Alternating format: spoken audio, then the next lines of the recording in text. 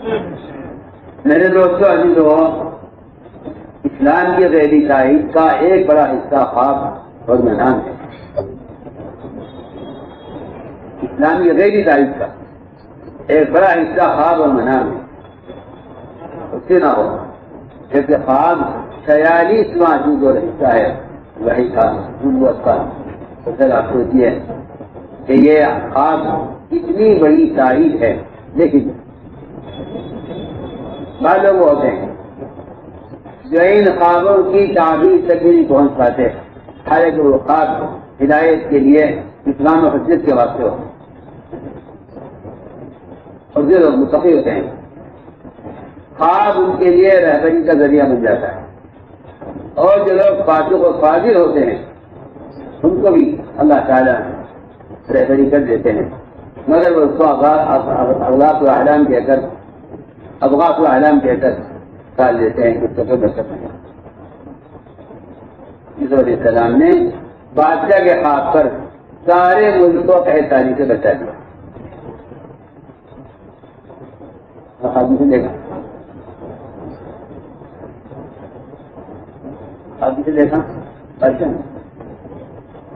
یوسف علیہ السلام نے وہ تعبیر کی جس سے پورا ملک قحط سے بچ گیا۔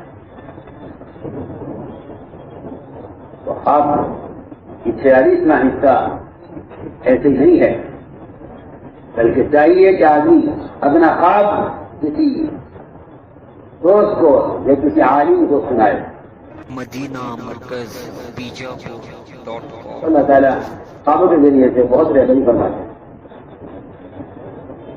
کتنے مشرکین ایسے ہیں جن کے اسلام لانے کا سبب صرف خواب بنا ہے۔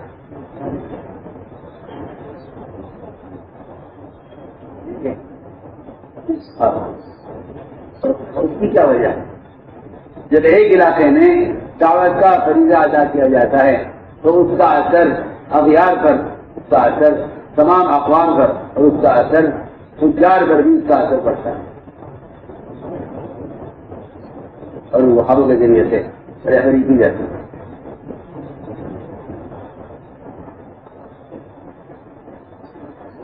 معاذ رضی اللہ تعالیٰ عنہ آپ صلی اللہ علیہ وسلم نے مال دیا کہ معاذ تم بہت سخت محتاج ہو گئے ہو اور بہت فقیر ہو گئے ہو، یہ مال لو، اسے تجارت کرو۔ اس مال سے لے کر یمن گئے، تجارت کی، مالدار ہو گئے، بہت مالدار ہو گئے۔ وہاں سے واپس آئے تو خوب مال لے کر آئے۔ حضرت فرمایا معاذ میری رائے یہ ہے تمہارے لیے کہ یہ سے تم مال لائے ہو، یہ اللہ کے رسول کو زمانے میں کیا تھا جب تمہیں بڑی سخت حاجت کی، اب تو تمہارے حالات اچھے ہو گئے ہیں، اب تم یہ مال بیت المال میں جمع کر۔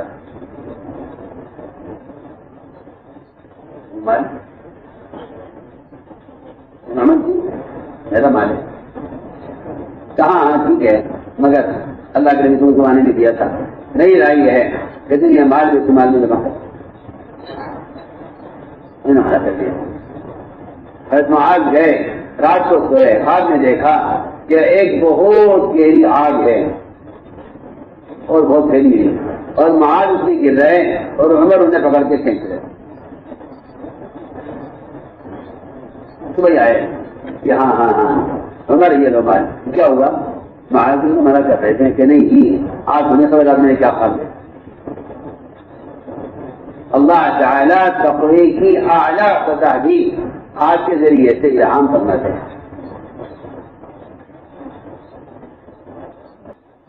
تقوی کی اعلیٰ سطح وہ بھی خواب کے ذریعے سے اعلان کی جاتی ہے۔ کیا افضل تو یہ ہے، اب تو صرف لوگوں کو جواب کے راستے اعلان ہوتے ہیں۔ عظیمت سے تو اب میں اس بات کا خوف ہے اور اس بات کا مجھے اندیشہ بھی ہے، اور یہ بات کسی درجے مشاہدے بھی آ گئی ہے کہ لوگوں کو عظیمت سے اختلاف ہونے لگا ہے۔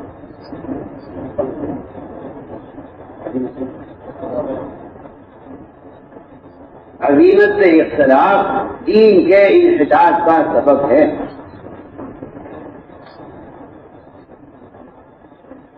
رخصت کی عادت یہ دین کے ناقص ہونے کا سبب ہے۔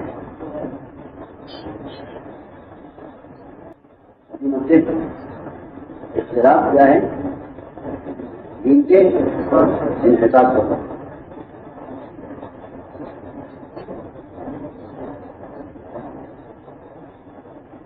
اور مجھے نظر آتا ہے کہ اب لوگوں کو عظمت سے اختلاف ہو گیا.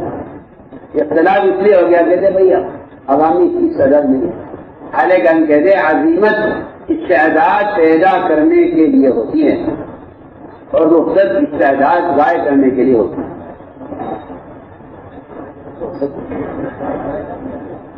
عظیمت کیا دے رہا جو میں نے عرض کیا کہ اللہ تعالیٰ خاص کے ذریعے سے بہت واقعات ہیں نظر رہبری فرماتے ہیں.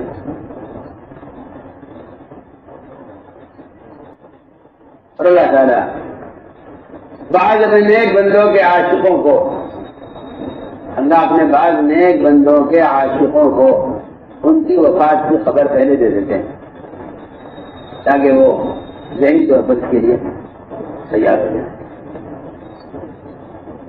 یہ بات اللہ اپنے نیک بندوں کے عاشقوں کو ان کی وفات کی خبر پہلے دے دیتے ہیں تاکہ وہ اس حادثے کے لیے تیار ہو جائیں. بعض صحابہ نے آپ کو خواب میں دیکھا ہے، اس میں ان کو ان کی وفات کی خبر پہلے دے دی گئی ہے.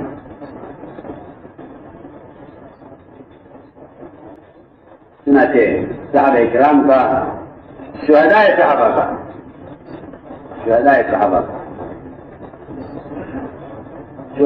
صحابہ کے بارے میں صحابہ کا آپ صلی اللہ علیہ وسلم کو خواب میں دیکھنا. ان کا شریف فرماتے ہیں کہ میں نے خواب میں دیکھا کہ بہت سارے راستے ہیں اور میں ان میں چلا جا رہا ہوں، یہاں تک کہ سارے راستے گزر گئے، ایک راستہ باقی رہ گیا. میں اس پر چلا، اسے چلتے چلتے میں ایک پہاڑ تک پہنچا. دیکھا کہ حضور اکرم صلی اللہ علیہ وسلم اس پہاڑ کے اوپر ہیں، آپ کے بلا ابو بکر ہیں، اور آپ صلی اللہ علیہ وسلم حضرت عمر کو اشارہ کر رہے ہیں کہ یہاں آ جاؤ. سے کہنے اشارہ کر کے کہ عمر تم یہاں آ جاؤ.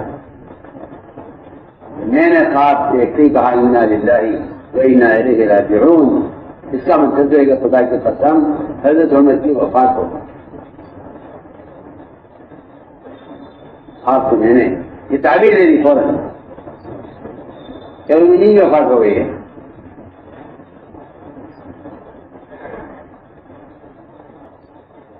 حضرت مالک فرماتے ہیں حرامی ہے ہدایت سے، وہ کہتے ہیں میں نے کہا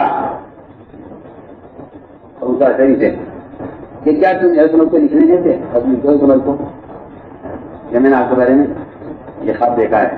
تو انہیں اتنا یقین تھا بات کا، انہوں نے کہا میں اس کی خدمت نہیں کر سکتا کہ میں عمر کو ان کی وفات کی خود خبر کروں.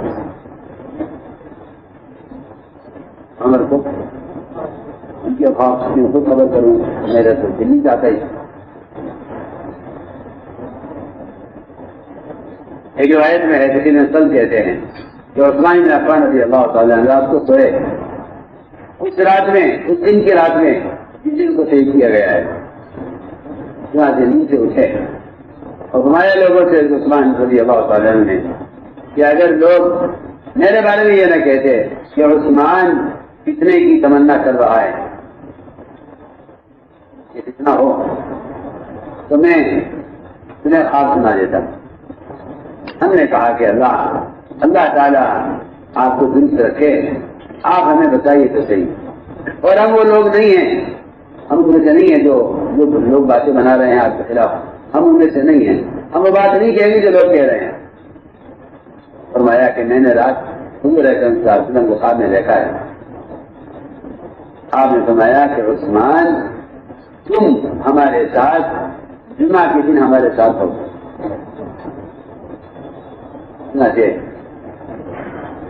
کہتے ہیں کہ جمعہ کا دن تھا تو عثمان شہید کیے گئے.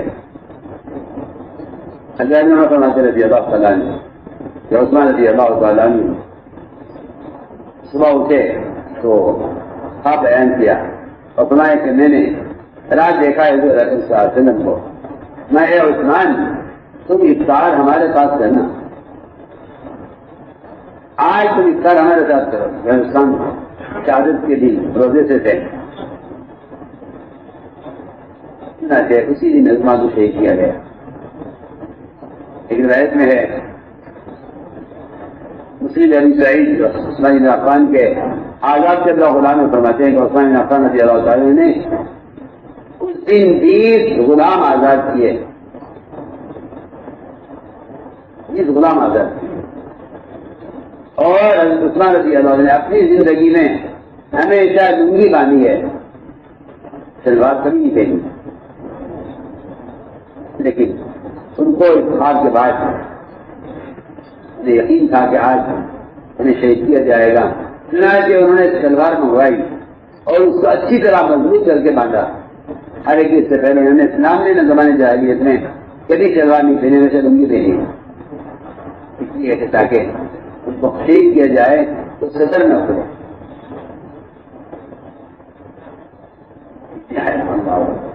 حیا والے تھے نا، حیا والے تھے نا، تو مرنے کی تیاریوں میں سب سے پہلی تیاری صدر کو اچھی طرح سے باندھا اور ڈھکا، اور لنگی ہمیشہ لنگی باندھتے تھے، صرف اس دن پاجامہ پہنا، شلوار پہنی،